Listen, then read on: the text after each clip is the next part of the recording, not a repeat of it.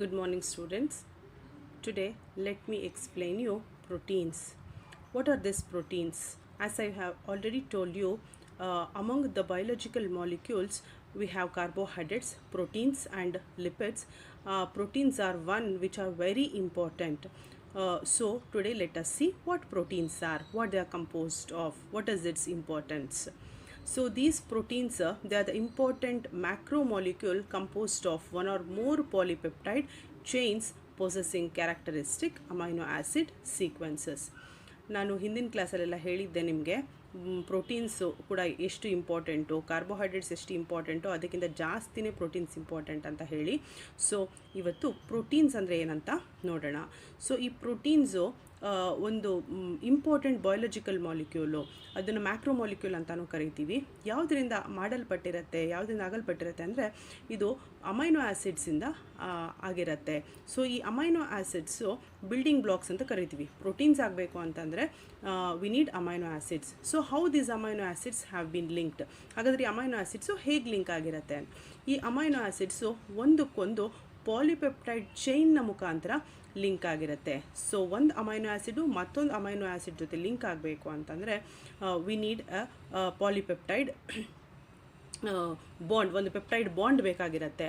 So ಆ ಬಾಂಡ್ಗಳು ಹೆಚ್ಚಾಗ್ತಾ ಹೋದಾಗೆ, ಅಂದರೆ ಒಂದು ಇನ್ನೊಂದು ಅಮೈನೋ ಆ್ಯಸಿಡ್ ಜೊತೆ ಹಾಗೆ ಸೀಕ್ವೆನ್ಸ್ ಫಾರ್ಮ್ ಆಗ್ತಾ ಹೋದಂಗೆ ಆ ಚೈನನ್ನು, ಉದ್ದವಾಗಿ ಬೆಳೆಯೋ ಆ ಚೈನನ್ನು ನಾವು ಪಾಲಿಪೆಪ್ಟೈಡ್ ಚೈನ್ ಅಂತ ಕರಿತೀವಿ. ಸೊ ಆ ಥರ ಪಾಲಿಪೆಪ್ಟೈಡ್ ಚೈನ್ಗಳು ಎಷ್ಟೋ ಅಮೈನೋ ಆ್ಯಸಿಡ್ ಸೀಕ್ವೆನ್ಸ್ಗಳು ಸೇರಿ ನಮಗೆ ಒಂದು ಪ್ರೋಟೀನನ್ನು ಕೊಡ್ತಾ ಹೋಗುತ್ತೆ. So proteins are nothing but they are the long chain amino acids and the term protein is derived from a Greek word proteo meaning primary that holds first place. ಹಾಗೆಯೇ protein ಅಂದರೆ ನಾನು ನಿಂಗೆ ಮುಂಚೆನೂ ಹೇಳಿದ್ದೆ, ಆ್ಯಕ್ಚುಲಿ ಪ್ರೋ ಅಂದ್ರೇ first, primary ಅಂತ. So what are this proteins ಅಂದರೆ the word protein it has been coined from the Greek ವರ್ಡಿಂದ ತೊಗೊಂಡಿದ್ದೀವಿ ನಾವು. ಪ್ರೋ ಅಂದರೆ first, primary, which holds first place ಅಂತ. ಸೊ ಹಾಗಾಗಿ ನಾವು ಕಾರ್ಬೋಹೈಡ್ರೇಟ್ಸ್ ಇಲ್ಲ ಅಂದರೂ ಕೆಲವು ದಿನ ಬದುಕಬಹುದು, ಲಿಪಿಡ್ಸ್ ಇಲ್ಲ ಅಂತಂದರೂ ಬದುಕಬಹುದು, ಬಟ್ ಪ್ರೋಟೀನ್ಸ್ ಇಲ್ಲ ಅಂತಂದರೆ ಬದುಕೋಕ್ಕೆ ಸಾಧ್ಯನೇ ಇಲ್ಲ. ಏಕೆಂದರೆ ನಮ್ಮ ಬಾಡಿಯಲ್ಲಿ ಆಗಿರೋ ಒಂದೊಂದು ಆರ್ಗನ್ನು ಅಥವಾ ಒಂದೊಂದು ಅಮೈನೋ ಆ್ಯಸಿಡ್ಸು, ಐ ಮೀನ್ ಒಂದು ಹಾರ್ಮೋನ್ಸು, ಎನ್ಸೈಮ್ಸು ಏನಾದರೂ ಆಗಿರಬಹುದು, ಎಲ್ಲವೂ ಕೂಡ ಯಾವುದರಿಂದ ಆಗಿರುತ್ತೆ ಅಂತಂದರೆ ಪ್ರೋಟೀನ್ಸಿಂದನೇ ಆಗಿರುತ್ತೆ. So proteins R essential constituents of living cells. So proteins ಏನು ಅಂದರೆ ತುಂಬ ಎಸೆನ್ಷಿಯಲ್ಲು, ವೆರಿ ನೆಸೆಸರಿ. ಯಾವುದಕ್ಕೆ ಅಂದರೆ ಲಿವಿಂಗ್ ಸೆಲ್ಸು ಫಾರ್ಮ್ ಆಗೋಕ್ಕೆ. And they are not only responsible for comprising the structure of cell but also concerned with every function of a cell including those of respiration, enzyme catalyzed reactions, transport of materials, regulation of metabolism, defense mechanism and repair of cells. So ಇದು important functions ಪ್ರೋಟೀನ್ದು. ಒಂದಲ್ಲ ಎರಡಲ್ಲ, ಇಡೀ ಬಾಡಿಯಲ್ಲಿ ಒಂದು cell function ಮಾಡಬೇಕು ಅಂತಂದರೆ ಅದು protein ಇದ್ದರೆ ಮಾತ್ರ ಸಾಧ್ಯ. ಅದಕ್ಕೆ ಎಕ್ಸಾಂಪಲ್ಲು ರೆಸ್ಪಿರೇಷನ್ನು. ನಾವು ಹ್ಯೂಮನ್ ಬೀಯಿಂಗ್ಸ್ನ ಜೀವಂತವಾಗಿದ್ದಾರೆ ಅಂತ ಗುರುತಿಸೋದೆ ಅವರ ರೆಸ್ಪಿರೇಷನ್ ಮುಖಾಂತರ. ಸೊ ಹಾಗಾಗಿ ಆ ರೆಸ್ಪಿರೇಷನ್ ಆಗ್ತಿದೆ ಅಂತಂದರೆ ಆಕ್ಸಿಜನ್ನು ಮತ್ತು ಕಾರ್ಬನ್ ಡೈಆಕ್ಸೈಡು ಏನಾಗ್ತಿದೆ ಅಂತ ಟ್ರಾನ್ಸ್ಪೋರ್ಟ್ ಆಗ್ತಿದೆ, ಅಥವಾ ಆಕ್ಸಿಜನ್ ಕಾರ್ಬನ್ ಡೈಆಕ್ಸೈಡು ಎಕ್ಸ್ಚೇಂಜ್ ಆಗ್ತಿದೆ ಅಂತ. ಅದು ಎಕ್ಸ್ಚೇಂಜ್ ಆಗಬೇಕು, ಅದನ್ನು ಕ್ಯಾರಿ ಮಾಡಬೇಕು ಅಂತಂದರೆ ವಿ ನೀಡ್ ಹಿಮೋಗ್ಲೋಬಿನ್. ಆ ಹಿಮೋಗ್ಲೋಬಿನ್ ಏನು ಅಂದರೆ it is protein, that is a globulin part that is globulin, it is a protein. So ಹಾಗೆಯೇ ಎನ್ಸೈಮ್ಸು, ನೀವೆಲ್ಲ ಬಹಳಷ್ಟು ಎನ್ಸೈಮ್ಸ್ನ ಓದಿದ್ದೀರಾ. ಸೊ ಎಲ್ಲ ಎನ್ಸೈಮ್ಸು ಪ್ರೋಟೀನ್ಸೇ ಆಗಿರುತ್ತೆ. ಹಾಗೆಯೇ ಒಂದು ಕಡೆಯಿಂದ ಇನ್ನೊಂದು ಕಡೆಗೆ ಮೆಟೀರಿಯಲ್ಸು ಬಾಡಿಯಲ್ಲಿ ಟ್ರಾನ್ಸ್ಪೋರ್ಟ್ ಆಗಬೇಕು ಅಂದರೆ again there should be a role of blood. So blood ಕೂಡ ಒಂದು ಪ್ರೋಟೀನು. ಹಾಗೆಯೇ ಮೆಟಬಾಲಿಸಮ್ ಆಗಬೇಕು ಅಂತಂದರೆ ನಮಗೇನು ಬೇಕು? We need various types of enzymes and even the hormones. So ಹಾಗಾಗಿ ಈ ಹಾರ್ಮೋನ್ಸು, ಎನ್ಸೈಮ್ಸು, ಟ್ರಾನ್ಸ್ಪೋರ್ಟಿಂಗ್ ಏಜೆಂಟ್ಸು ಬಾಡಿಲಿ ಎಲ್ಲ ಏನಾಗಿರ್ತವೆ? So they are nothing but proteins. ಹಾಗೆಯೇ ಬಾಡಿಗೆ ಡಿಫೆನ್ಸ್ ಮೆಕ್ಯಾನಿಸಮ್ ಕೊಡಬೇಕು ಅಂತಂದರೆ again there is a role of immunoglobulins. So ನಮಗೆ ಅದು ಈ ಡಿಫೆನ್ಸ್ ಮೆಕ್ಯಾನಿಸಮ್ ಅಥವಾ ಇಮ್ಯುನಿಟಿ ಡೆವಲಪ್ ಆಗೋದೇ ಯಾವುದರಿಂದ ಅಂದರೆ ಇಮ್ಯುನೋಗ್ಲೋಬುಲಿನ್ಸಿಂದ. ಮತ್ತು ಇಮ್ಯುನೋಗ್ಲೋಬುಲಿನ್ಸು ಪ್ರೋಟೀನ್ಸೇ ಆಗಿರುತ್ತೆ. ಮತ್ತು ನಮ್ಮ ಸೆಲ್ಲಲ್ಲಿ ಅದು ರಿಪೇರ್ ಆಗಬೇಕು ಅಂತಂದರೆ there should be a necessity of protein. Also even right from our skin till the tip of our nails, ನಮ್ಮ ಸ್ಕಿನ್ನಿಂದ ಹಿಡಿದು ನಮ್ಮ ಕಾಲಿನ ಉಗುರ ತನಕನೂ ಎಲ್ಲವೂ ಏನಾಗಿರುತ್ತೆ, ಪ್ರೋಟೀನ್ಸೇ ಆಗಿರುತ್ತೆ. ನಮ್ಮ ಸ್ಕಿನ್ ಕಲ್ಲರ್ ಆಗಿರಬಹುದು, ನಮ್ಮ ಐಬಾಲ್ನ ಕಲ್ಲರ್ ಆಗಿರ್ಬೋದು, ಅದೆಲ್ಲ ಹೇಗೆ ನಮ್ಮ ಎನ್ಸಿಸ್ಟರ್ಸಿಂದ ನಮಗೆ ಬಂದಿರುತ್ತೆ, ಆ ಟ್ರಾನ್ಸ್ಪೋರ್ಟ್ ಆಫ್ ಜೀನ್ಸು ಅದೆಲ್ಲ ಏನು ಅಂತಂದರೆ it is nothing but proteins. So animals can live long without carbohydrates or fats, but not without proteins. And plants, they build up proteins from inorganic substances like nitrates, ammonium sulfate, carbon dioxide and water. ನಾನು ಆಗಲೇ ಹೇಳಿದ್ದೆ ನಿಮಗೆ ಏನಂದರೆ, so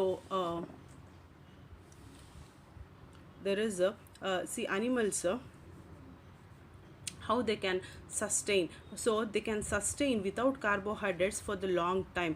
ಅವು sustain ಆಗ್ಬೋದು, carbohydrates ಇಲ್ಲ ಅಂದರೆ long ಟೈಮ್ವರೆಗೂ sustain ಆಗ್ಬೋದು. ಬಟ್ ಪ್ರೋಟೀನ್ಸ್ ಇಲ್ಲ ಅಂತಂದರೆ ಅವು ಲಾಂಗ್ ಟೈಮ್ ಸಸ್ಟೈನ್ ಆಗೋಕ್ಕೆ ಸಾಧ್ಯನೇ ಇಲ್ಲ.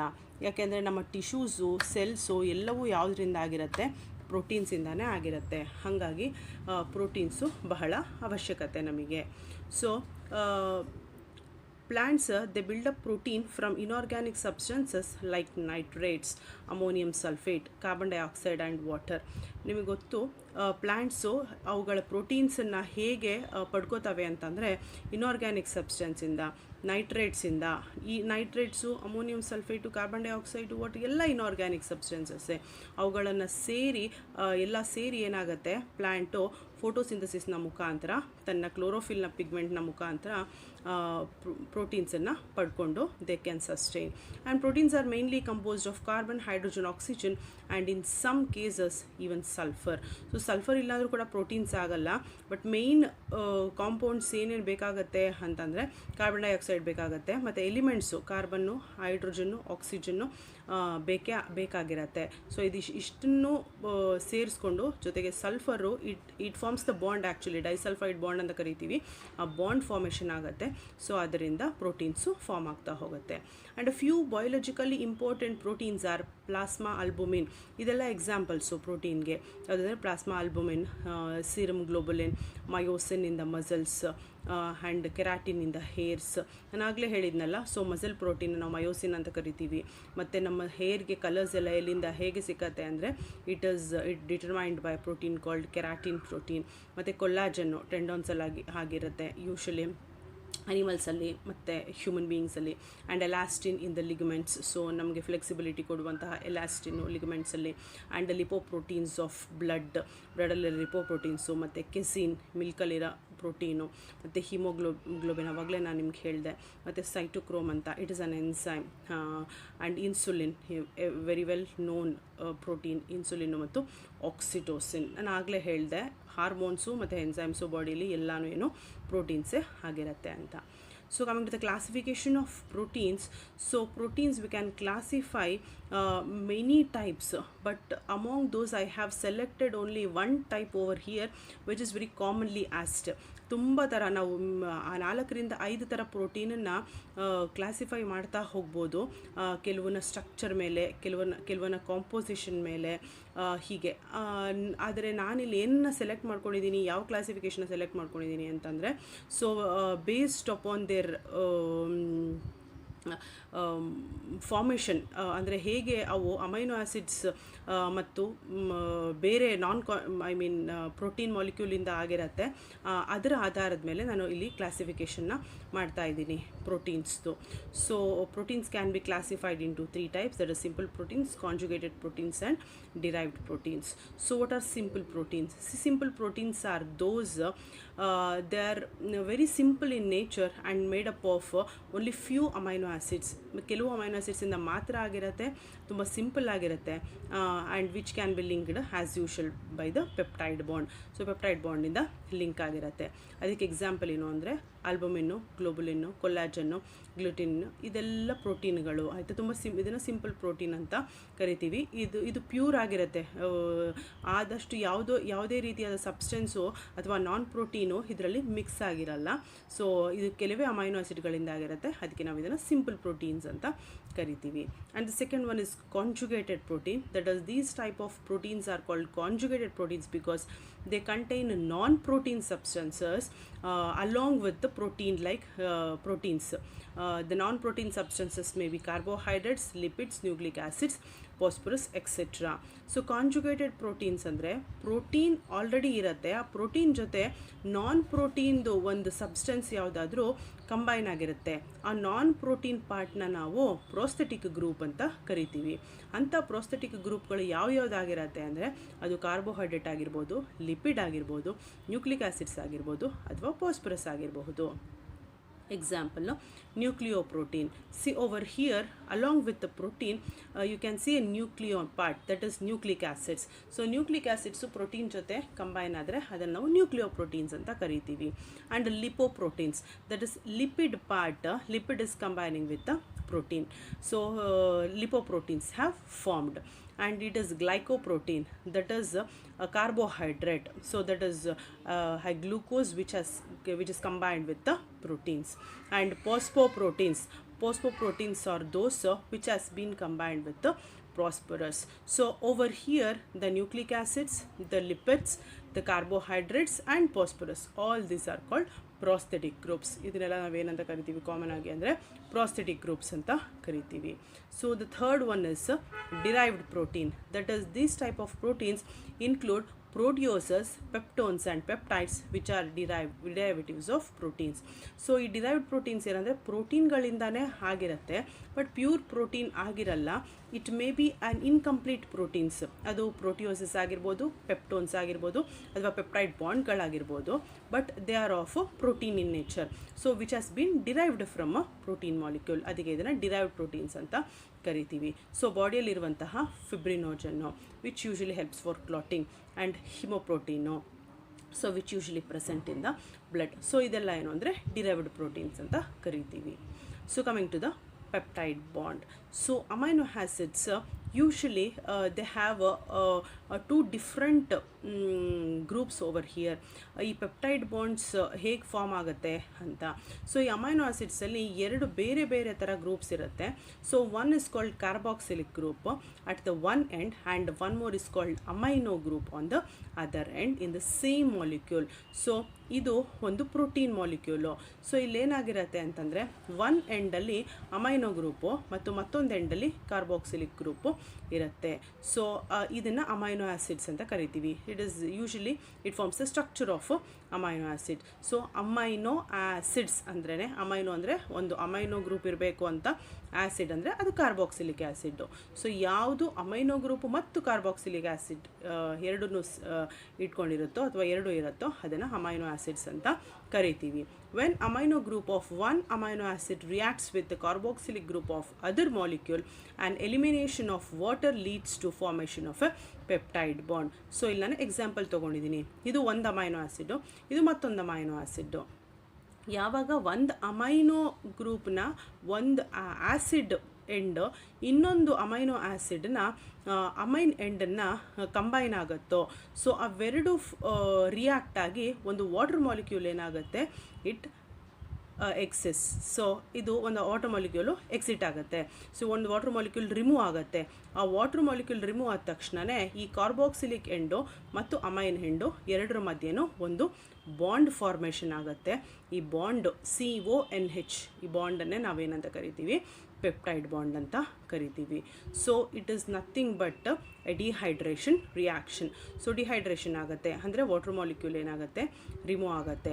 ಅದು ಹೇಗೆ ರಿಮೂವ್ ಆಗುತ್ತೆ ಅಂದರೆ ಒಂದು ಕಾರ್ಬಾಕ್ಸಿಲಿಕ್ ಆ್ಯಸಿಡ್ನ ಒಂದು ಹೈಡ್ರಾಕ್ಸಿಲ್ ಗ್ರೂಪು ಮತ್ತು ಇನ್ನೊಂದು ಅಮೈನೋ ಆ್ಯಸಿಡ್ನ ಅಮೈನೋ ಗ್ರೂಪಲ್ಲಿ ಒಂದು ಹೈಡ್ರೋಜನ್ನು, ಇದೆರಡೂ ಹೋಗಿ ಕಂಬೈನ್ ಆಗಿ it removes water from the both the amino acids, so that there is formation of a CONH bond.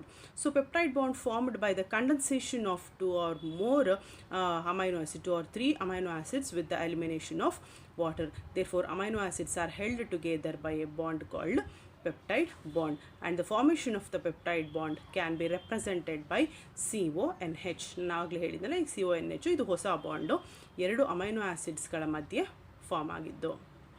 So if the condensation of 2 amino acids takes place, then formation of dipeptide, and similarly with the 3 amino acid tripeptide, and with many amino acids polypeptide chains takes place. So ಒಂದು amino acid ಆದರೆ ಅದನ್ನು ನಾವು ಮೋನೋಪೆಪ್ಟೈಡ್ like ಡೈಪೆಪ್ಟೈಡ್ ಅಂತ ಕರಿತೀವಿ. ಇನ್ the sense 2 amino acid combine ಆಗಿ form ಆದರೆ ಡೈಪೆಪ್ಟೈಡು, ಹಾಗೆಯೇ 3 combine ಆದರೆ ಟ್ರೈಪೆಪ್ಟೈಡು, ಹಾಗೆಯೇ ಜಾಸ್ತಿ ಅಮೈನೋ ಆ್ಯಸಿಡ್ಸ್ಗಳು ಕಂಬೈನ್ ಆಗ್ತಾ ಹೋದರೆ ಅದನ್ನು ನಾವು ಪಾಲಿಪೆಪ್ಟೈಡ್ ಚೈನ್ ಅಂತ ಕರಿತೀವಿ. ಸೊ ಈ ಥರ polypeptide chain long chain form ಆದರೆ that gives us a particular type of protein.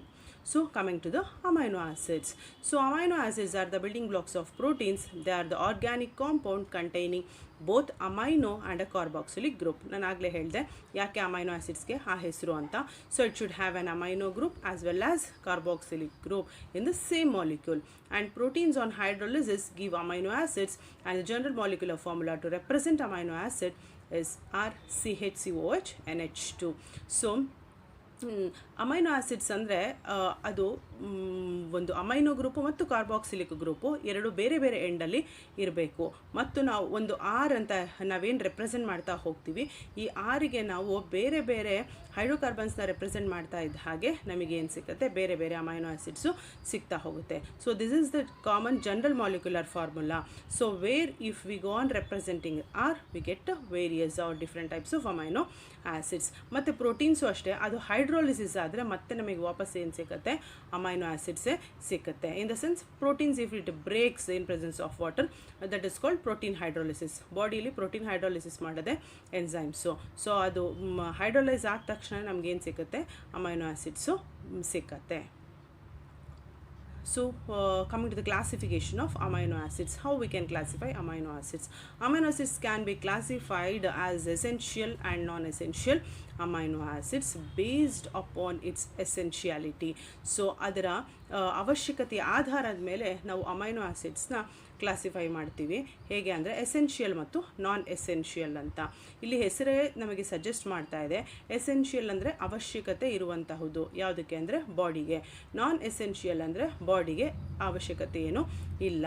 ಅವಶ್ಯಕತೆ ಇಲ್ಲ ಅಂದರೆ ಬಾಡಿಯಲ್ಲೇ ಸಿಂಥಸೈಸ್ ಆಗುತ್ತೆ ಅಂತ ಅರ್ಥ. So coming to the essential amino acids. So these are not synthesised in the body and have to be supplemented through diet. ಇದನ್ನು ಬಾಡಿಯಲ್ಲಿ synthesise ಮಾಡೋಕ್ಕಾಗಲ್ಲ. ಹಾಗಾಗಿ ನಾವೇನು ಮಾಡ್ತೀವಿ ಅಂತಂದರೆ ಡಯೆಟಲ್ಲಿ, ಅಂದರೆ ನಾವು ದಿನನಿತ್ಯದ ಏನು ಫುಡ್ ತೊಗೋತೀವಿ ಅದರಿಂದ ಏನು ಮಾಡ್ತೀವಿ, ಸೇರಿಸ್ತಾ ಹೋಗ್ತೀವಿ. So there are 10 such amino acids. So ಆ ಥರ ಅಮೈನೋ ಆ್ಯಸಿಡ್ಸು ನಮ್ಮ ಬಾಡಿಗೆ ಎಸೆನ್ಷಿಯಲ್ ಯಾವುದು ಅಂದರೆ 10 ಅಮೈನೋ ಆ್ಯಸಿಡ್ಸು. ಅದು ಯಾವುದು ಅಂದರೆ methionine, tryptophan, threonine, valine, isoleucine, leucine, phenylalanine and lysine. Arginine and histidine are semi essential amino acids.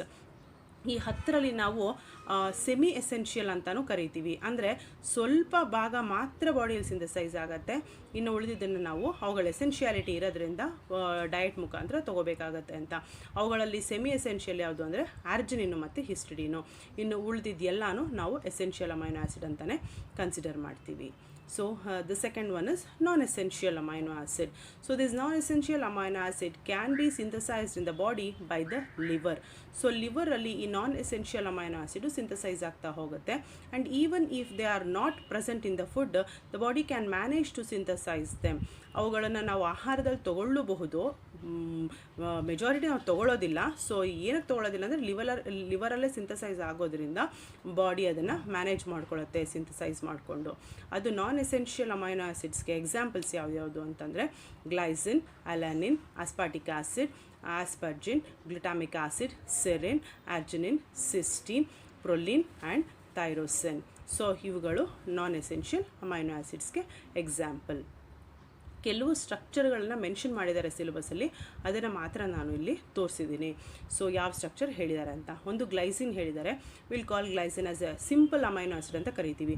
ಯಾಕಂದರೆ ನಾನು ಇಲ್ಲಿ ಆರ್ ರೆಪ್ರೆಸೆಂಟ್ ಮಾಡೋಕ್ಕೆ ಅಂತ ಹೇಳಿದ್ದೆ ನಿಮಗೆ. ನಾವಿಲ್ಲಿ ಆರ್ಗೆ ಸಬ್ಸ್ಟಿಟ್ಯೂಟ್ ಮಾಡ್ತಾ ಹೋದರೆ ನಮಗೆ ಬೇರೆ ಬೇರೆ ಅಮೈನೋ ಆ್ಯಸಿಡ್ಸು ಸಿಕ್ಕತ್ತೆ ಅಂತ. So over here R is H. H ಅಂದರೆ ವೆರಿ ಸಿಂಪಲ್, ಒಂದೇ ಒಂದು ಹೈಡ್ರೋಜನ್ ಅಷ್ಟೇ. ಅದಕ್ಕೆ ಆ ಗ್ಲೈಸಿನ್ ಬಂದು ತುಂಬ simplest amino acid, that is HCHCOH NH2. ಹಾಗೆಯೇ ಆರ್ ಏನಾದರೂ ಅಮೈನ್ ಗ್ರೂಪ್ ಆದರೆ ಮಿಥೈಲ್ ಗ್ರೂಪ್ ಆದರೆ ಸೊ ಇಟ್ ಇಸ್ ಆಲನಿನ್. ಹೆಚ್ ಬದಲು CH3 ಇದ್ದರೆ ಅಥವಾ 6 CH3 ಮಿಥೈಲ್ ಗ್ರೂಪ್ ಆದರೆ ಅದನ್ನು ಆಲನಿನ್ ಅಂತ ಕರಿತೀವಿ. ದೆನ್ ವಿಲ್ ಹ್ಯಾವ್ ಸಿಸ್ಟೀನ್ ಅಂದರೆ ವಿಚ್ ಕಂಟೈನ್ಸ್ even SH. ಒಂದು ಇದನ್ನು ಅಮೈನೋ ಆ್ಯಸಿಡ್ ಅಥವಾ ಸಲ್ಫರ್ ಕಂಟೈನಿಂಗ್ ಅಮೈನೋ ಆ್ಯಸಿಡ್ ಅಂತ ಕರಿತೀವಿ ಅಥವಾ ಥಯೋ ಅಮೈನೋ ಆ್ಯಸಿಡ್ ಅಂತ ಕರಿತೀವಿ. ಸೊ ಇಲ್ಲಿ SH ಮತ್ತು CH2 ಇದು R ಆಗಿದೆ. ಸೊ ದೆನ್ ಓವರ್ ಹಿಯರ್ ಒಂದು ಹೈಡ್ರಾಕ್ಸಿಲ್ ಗ್ರೂಪ್, ಸ್ವಲ್ಪ ಹೈಡ್ರಾಕ್ಸಿಲ್ ಗ್ರೂಪು ಎಕ್ಸ್ಟ್ರಾ ಇದೆ. ಇಲ್ಲಿ ಒಂದು ಹೈಡ್ರೋಜನ್ ಬದಲು ಒಂದು ಹೈಡ್ರಾಕ್ಸಿಲ್ ಗ್ರೂಪು, ಇದನ್ನು ಸಿರಿನ್ ಅಂತ ಕರಿತೀವಿ. And the next one is where we find 2 carboxylic groups in the same amino acid. ಒಂದು ಯಾವಾಗಲೂ ಇರುತ್ತೆ, ಇನ್ನೊಂದು ಎಕ್ಸ್ಟ್ರಾ ಕಾರ್ಬಾಕ್ಸಿಲಿಕ್ ಗ್ರೂಪ್ ಇದೆ. ಈ ಥರ ಇದ್ದರೆ ನಾವು ಇದಕ್ಕೆ ಆ್ಯಸಿಡ್ ಅಂತ ಕೊಡ್ತೀವಿ. ಸೊ ಅದಕ್ಕೆ ಈ ಅಮೈನೋ ಆ್ಯಸಿಡ್ ಹೆಸರು ಆಸ್ಪಾರ್ಟಿಕ್ ಆ್ಯಸಿಡ್ ಅಂತ. ಹಾಗೆಯೇ ಲೈಸಿನ್ನು. ಸೊ ಇಲ್ಲಿ ಇದು ಒಂದು ಅಮೈನ್ ಗ್ರೂಪ್ ಇರೋ ಬದಲು ಮತ್ತೊಂದು ಅಮೈನ್ ಗ್ರೂಪು ಎಕ್ಸ್ಟ್ರಾ ಇದೆ. ಸೊ ಇದನ್ನು ನಾವು ಲೈಸಿನ್ ಅಂತ ಕರಿತೀವಿ. Where same amino acid contain 2 amine groups. So ನಾವು ಇದನ್ನು ಮತ್ತೆ acidic amino acid, basic amino acid ಅಂತ ಕ್ಲಾಸಿಫೈ ಮಾಡ್ತೀವಿ. ಅದರಲ್ಲಿ ಇದರ ಡಿಸ್ಕ್ರಿಪ್ಷನ್ನು ಇರುತ್ತೆ. So and the last two is one is called tyrosine, that is important, where it is even synthesized in the body. That is we have this group, that is C6H4 OOH. so ಈ group R ಇದನ್ನು represent ಮಾಡುತ್ತೆ. ಮತ್ತು valine ಬಂದು CH3 H7, that is some long chain, so long chain of hydrocarbon, that is valine. Coming to the biological importance or the biological function of proteins. So these proteins, they play important role. As I have told you before, ನಾನು ಮುಂಚೆನೇ ಹೇಳಿದ್ದೆ ನಿಮಗೆ, ಇಲ್ಲಿ 4 important ಫಂಕ್ಷನ್ಸ್ನ ನಾನು describe ಮಾಡ್ತಾ ಹೋಗ್ತೀನಿ. ಅದರಲ್ಲಿ ಮೊದಲನೇದು enzymes. So they are the biological catalyst which alter the rate of biochemical reaction and they increase the reaction rate to at least 1,000,000 fold. ನೀವು ಕೆಟಲಿಸ್ಟನ್ನ ಹೆಸರನ್ನ ಕೇಳಿರ್ತೀರಾ. ಸೊ ಯಾವುದೋ ಒಂದು ಕೆಮಿಕಲ್ ರಿಯಾಕ್ಷನ್ ಆಗಬೇಕು ಅಂದರೆ ಯೂಶ್ವಲಿ ಕೆಟಲಿಸ್ಟ್ ಹಾಕಿದಾಗ ಅದು ಎಷ್ಟು ಹೊತ್ತು ಆಗಬೇಕಾಗಿರುತ್ತೆ, like if it is hours, it has been decrease to minutes or seconds. ಹಾಗೆಯೇ ದಿನಗಟ್ಟಲೆ ಏನಾದರೂ ಆದರೆ, if it is taking 1 or 2 days, sometimes when we add catalyst it just bring it to hours or minutes.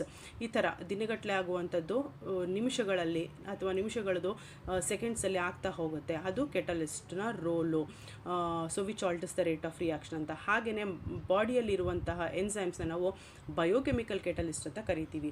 ಕೆಲವು ಸತಿ ಎಕ್ಸಾಮ್ಸಲ್ಲಿ enzymes ಅಂತ ಕೇಳೋ ಬದಲು biochemical catalyst ಅಂತಾನೆ ಕೇಳ್ತಾರೆ.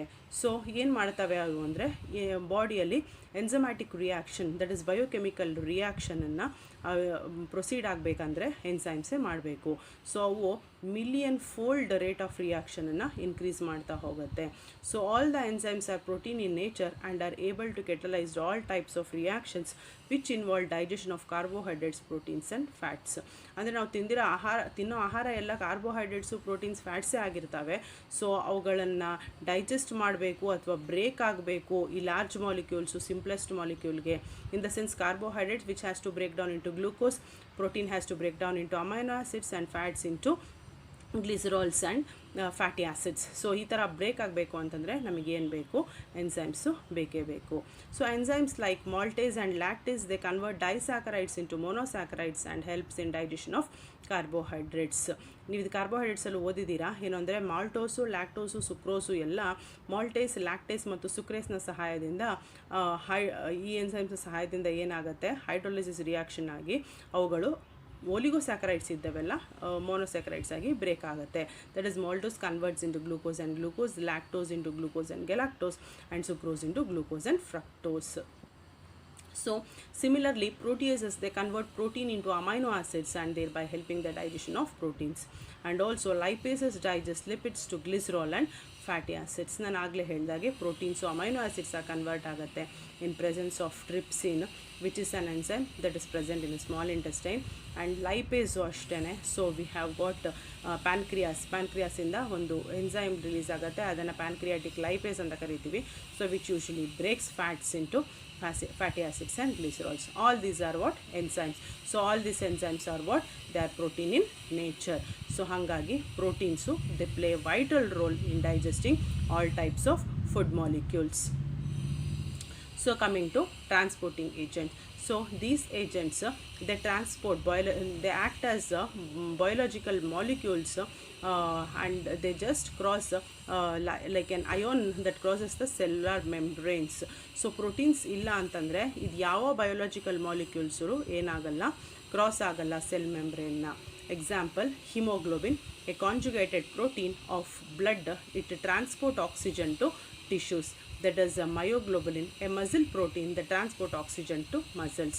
ಹಾಗೆ ಹಿಮೋಗ್ಲೋಬಿನ್ನು ಹೇಗೆ ಆಕ್ಸಿಜನ್ ಮತ್ತು ಕಾರ್ಬನ್ ಡೈಆಕ್ಸೈಡ್ನ ಟ್ರಾನ್ಸ್ಪೋರ್ಟ್ ಮಾಡುತ್ತೆ, ಹಾಗೆಯೇ ಬಾಡಿಯಲ್ಲಿ ಮಸಲಲ್ಲಿರೋ ಮಯೋಗ್ಲೋಬುಲಿನ್ನು ಆಕ್ಸಿಜನನ್ನು ಮಸಲ್ಲಿಗೆ ಟ್ರಾನ್ಸ್ಪೋರ್ಟ್ ಮಾಡುತ್ತೆ. ಹಾಗೆಯೇ lipoproteins, a plasma that carry lipids from liver and supply into various organs. So ಬೇರೆ ಬೇರೆ ಆರ್ಗನ್ಸ್ಗೆ ಲಿಪಿಡ್ಸ್ ಹೇಗೆ ಸಪ್ಲೈ ಆಗುತ್ತೆ ಅಂತಂದರೆ it is with the help of an enzyme. So ಎಲ್ಲ ಇದು ಟ್ರಾನ್ಸ್ಪೋರ್ಟ್ ಆಗಬೇಕು ಅಂತಂದರೆ we need some agents. All these agents are protein in nature. Example, lipoprotein, how does it carry lipids from liver and it's supplied to various organs. And plasma proteins, they transport glucose, amino acids and other nutrients across the cell membrane. So plasma proteins ನಿಮಗೆ ಗೊತ್ತಿದೆ ಅಂತ ಅಂದ್ಕೊಂಡಿದ್ದೀನಿ. So plasma proteins, they are albumin, globulin and fibrinogen. So ಇದನ್ನು plasma proteins ಅಂತ ಕರಿತೀವಿ. ಬ್ಲಡ್ಡಲ್ಲಿರುತ್ತೆ.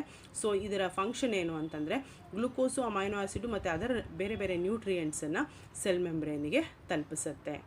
And the third one is antibody, again which is very important, which gives us immunity.